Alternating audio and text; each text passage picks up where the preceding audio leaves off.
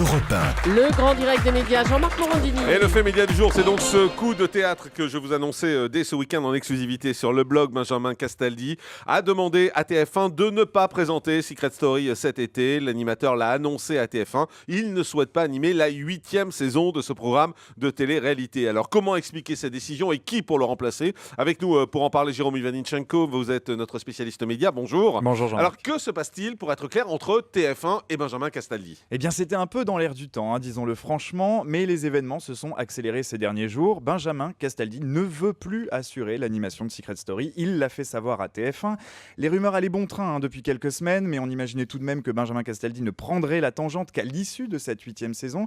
Visiblement aujourd'hui rien n'est moins sûr, une information qui fait écho à de multiples déclarations de l'animateur sur le sujet, des déclarations parfois franchement contradictoires. Écoutez plutôt cet extrait. Benjamin Castaldi était votre invité, Jean-Marc, dans ce studio, c'était le 14 février dernier.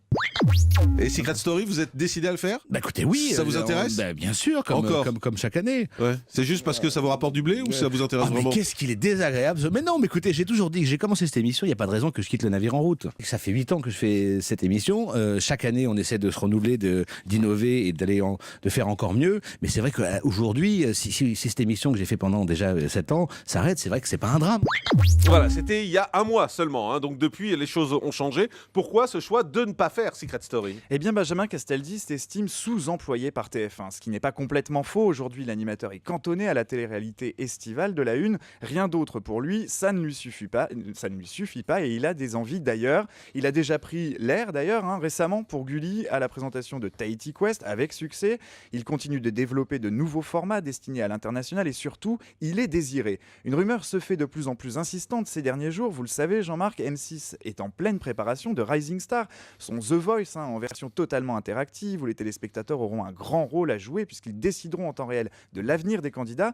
Le magazine Closer, sorti ce week-end, en fait écho et affirme que l'animateur serait sur la shortlist des prétendants à l'animation de ce télécrochet. Alors on l'entendait dans le court extrait à l'instant, Benjamin Castaldi déclarait ne pas vouloir quitter le navire en route. On rappellera seulement qu'il l'a déjà fait. On se souvient qu'il avait quitté M6 en 2006, en plein milieu de la 4e saison de Nouvelle Star. Avouons que cela ne manquerait pas de sel qu'il revienne sur M6, justement aux commandes d'un autre télécrochet. Voilà, je précise que selon mes infos, en revanche, rien n'est fait pour M6. C'est-à-dire il prend un risque quand même parce qu'il annonce déjà à TF1 qu'il ne fera pas Secret Story. Mais en revanche, rien n'est fait du côté d'M6. Rien n'est signé. Est-ce que cette décision de Benjamin pose vraiment un problème à TF1 pour Secret Story? Pas vraiment, Jean-Marc. En avril 2013, TF1 avait rompu le contrat d'exclusivité de Benjamin Castaldi, une preuve qu'elle n'était plus aussi attachée à l'animateur. Concernant Secret Story, cette situation n'embarrasse pas franchement TF1, qui avait d'ores et déjà annoncé que la quotidienne de la 8e saison de sa télé-réalité ne serait pas incarnée par un animateur. Pour eux, il s'agit donc de trouver seulement une figure de la chaîne capable de prendre les manettes des hebdomadaires de deuxième partie de soirée.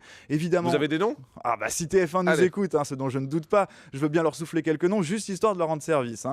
Parmi mes favoris, je dirais Christophe Beaugrand ou pourquoi pas Vincent Cerruti. N'oublions pas Estelle Denis. On ne peut pas dire qu'elle croule sous les projets. Ça pourrait être une belle opportunité pour elle de prendre encore un peu plus d'ampleur sur la chaîne. Et puis alors, la candidature la plus fantaisiste, pourquoi pas Christophe de Chavannes. Rappelons qu'il a participé à Nice People en 2003. Il a animé les 2 premières saisons de La Ferme Célébrité. En tout cas, la télé-réalité pour lui n'est pas complètement étrangère. Bref, les possibilités ne manquent pas. Merci beaucoup, Jérôme Ivanichenko. On fait une pause. On se retrouve dans un instant. Restez avec nous. C'est Europe 1. À tout de suite.